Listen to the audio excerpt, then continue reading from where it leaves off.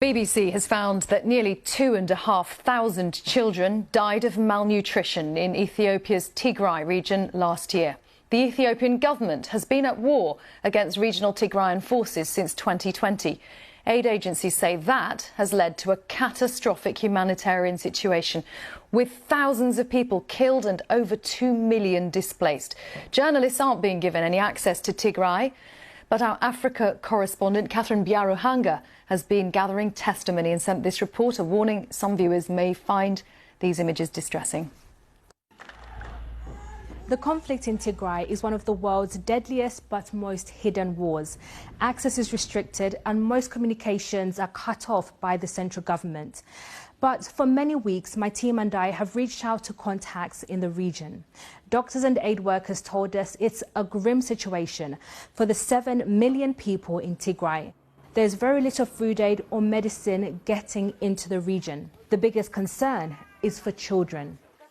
Data gathered by regional health workers and shared with the BBC shows that thousands of children who became severely malnourished have died since the war began. Between July 2021 and July this year, more than 240,000 children screened suffered from moderate acute malnutrition.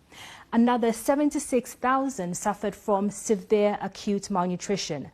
Nearly 2,500 of them died. One of those who died is baby Raphael Merig. When I reported on his health earlier this year, he was 3 months old and weighed less than he did at birth. So how does this compare to previous years? Between 2017 and 2020, the number of deaths of severely malnourished children was 508. After the war began in late 2020, deaths shot up to more than 1,900 and now to nearly 2,500.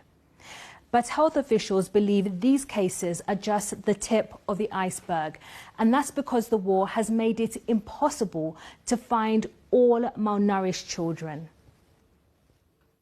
These figures are underrepresentation of the true figure. They are not near the true figure, so this is only data from health facilities, so they does not cover the deaths happening in the community or household level, and because of the siege, people or children are not getting the food they need. In these pictures we managed to get from health workers on the ground, we see malnourished children during a screening in August. A United Nations report said the emergency food used to treat severely underweight children was expected to run out last month. The consequences are not yet clear. Ethiopia's government has been accused of making the humanitarian situation worse by blocking Tigray from accessing fuel, banks and the national power grid. Look at these satellite images provided to the BBC by NASA. They show low light levels at night in the capital city, Mekelle. This is before the conflict began in 2020, and you can see how light dwindles through 2021 until today, a virtual blackout. Ethiopian government officials have repeatedly denied blockading Tigray. This conflict has struggled to get the world's attention, and it's gotten harder with so many resources now focused on the war in Ukraine. In the meantime, the deadly war in Ethiopia has only gotten worse, leaving millions trapped in a catastrophic humanitarian crisis.